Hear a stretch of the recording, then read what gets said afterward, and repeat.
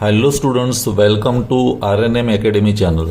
Students, આજના વિડીયોમાં લઘુગણકના જીટીયુના પ્રશ્નો હું લઈ રહ્યો છું.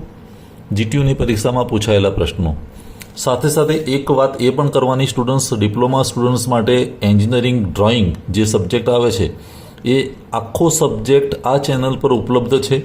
તે ઉપરાંત બેઝિક મિકેનિકલ એન્જિનિયરિંગ એ વિષય પણ અવેલેબલ છે આ ચેનલ ઉપર.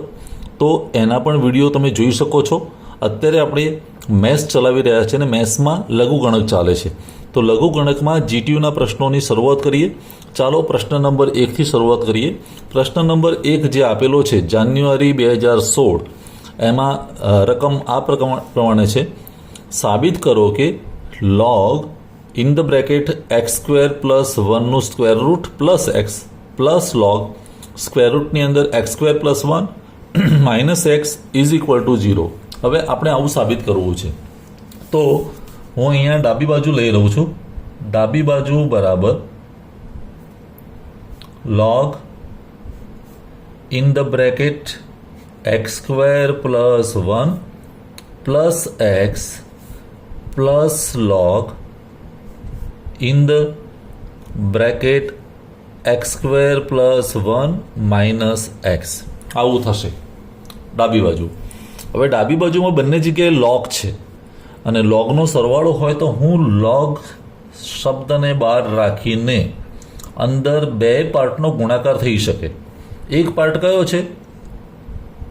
સ્ક્વેર x² + 1 પ્લસ એક્સ, અને એની સાથે બીજો ભાગ ગુણાકારમાં આવશે તે x² + 1 -x.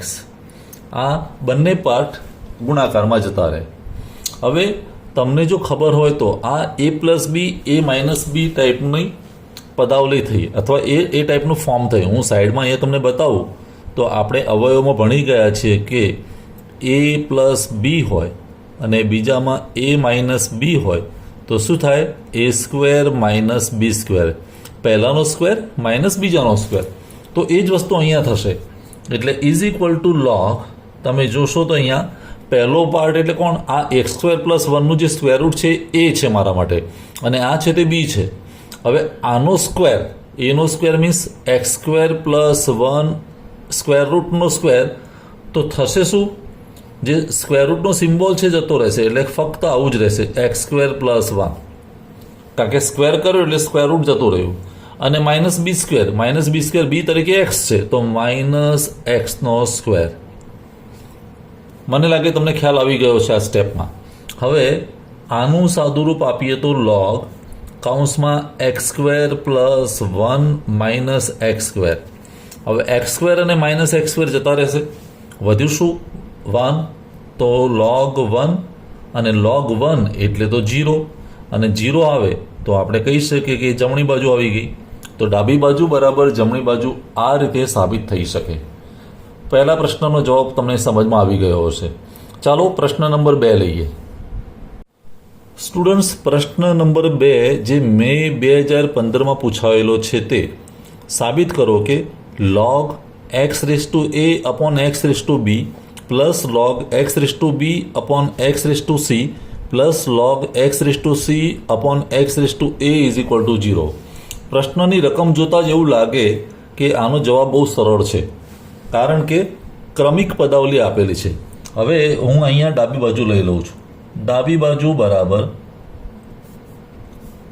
log x⁴a/x⁴b plus log x⁴b/x⁴c plus log x⁴c/x⁴a.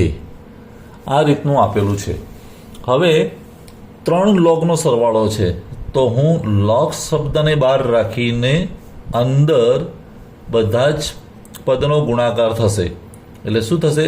x⁴a/x⁴b, પછી ગુણાકારમાં x⁴b/x⁴c, અને એના ગુણાકારમાં x⁴c/x⁴a. આવું થઈ શકે. log શબ્દને તમે બહાર કાઢી દો તો અંદર આ જે 3 છે વેલ્યુ આનો ગુણાકાર થાય. હવે તમે જોશો તો લોગ જુઓ એક્સ રેસ ટુ એ અંશમાં છે ને એક્સ રેસ ટુ એ છેદમાં પણ છે તો જતા રહેશે. એક્સ રેસ ટુ બી ઉપર છે તો એક્સ રેસ ટુ બી નીચે પણ છે, કેન્સલ આઉટ થઈ જાય. એક્સ રેસ ટુ સી અહીંયા પણ છે ને એક્સ રેસ ટુ અહીંયા પણ છે, એટલે અંશ અને છેદ બધું કેન્સલ થઈ જશે. પણ ભાગાકારમાં કે ગુણાકારમાં કેન્સલેશનમાં છેલ્લે 0 વધે નહીં. શું વધે? 1. તો લોગ અહીંયા શું વધ્યું કહેવાય? 1. અને લોગ 1 એટલે તો 0. લોગ 1ની વેલ્યુ 0 આવે અને 0 આવે તો આપણે કહી શકીએ કે જમણી બાજુ આવી ગઈ. તો આ રીતે પ્રશ્ન નંબર 2 બહુ સરળ હતો, મે 2015ની પરીક્ષાનો, અને તમે સમજી ચૂક્યા હશો. લઈએ પ્રશ્ન નંબર 3. પ્રશ્ન નંબર 3 સ્ટુડન્ટ્સ મે 2018નો છે. સાબિત કરો કે log in the bracket log x square minus log in the bracket log x is equal to log 2. તો સૌ પ્રથમ હું લઈ લઉં છું ડાબી બાજુ, લેફ્ટ હેન્ડ સાઈડ. ડાબી બાજુ બરાબર log અને બ્રેકેટમાં log x square minus log બ્રેકેટમાં log x આવું થશે ઇઝ ઇક્વલ ટુ આ log તો રહેશે જ, પણ અહીંયા જે ઘાત છે એ ઘાતને હું આગળ લાવી શકું કૌંસમાં જ, તો 2 આગળ આવી જશે 2 log x અને માઇનસ log આ તો એઝ ઇટ ઇઝ રાખું છું log x આવું થશે. હવે અહીંયા 2 પદ છે બ્રેકેટમાં, એક 2 છે અને બીજું log x છે અને બંનેનો ગુણાકાર છે, તો હું આને સેપરેટ કરી શકું. સેપરેટ કરું તો બંનેનો સરવાળો થઈ જશે, એટલે શું થશે? એક તો log 2 સેપરેટ થઈ ગયું પ્લસ log અને log x. આ બંને ભાગને ગુણાકાર હતો, હું જુદા કરું તો સરવાળો થઈ જાય, તો આ બંને ભાગ જુદા થઈ ગયા. અને માઇનસ log x. હવે જુદા કરવાથી થયું શું? આ log x, આ પણ log x, પણ આ પ્લસ છે ને આ માઇનસ છે, તો આ બંને વસ્તુ કેન્સલ થઈ જશે, સેમ પદ છે એટલે. તો વધ્યું શું? log 2 વધ્યા, અને log 2 વધે તો એ તો આપણી જમણી બાજુ થઈ ગઈ, તો સાબિત થઈ ગયું it is right hand side. તો આ રીતે જમણી બાજુ સાબિત થઈ શકે. આ પ્રશ્ન નંબર 3 થયો. અને છેલ્લો આજના વિડીયો માટે હું પ્રશ્ન નંબર 4 લઈ લઉં. તો સ્ટુડન્ટ્સ પ્રશ્ન નંબર 4 આ પ્રમાણે આપેલો છે. સાબિત કરો કે log x raise to 4 minus log x square is equal to log 2. તો ફરી એ જ રીતે ડાબી બાજુ લખી દઈએ. પહેલાં શરૂઆતમાં ડાબી બાજુ બરાબર log બ્રેકેટમાં log x ની 4 ઘાત માઇનસ log x સ્ક્વેર.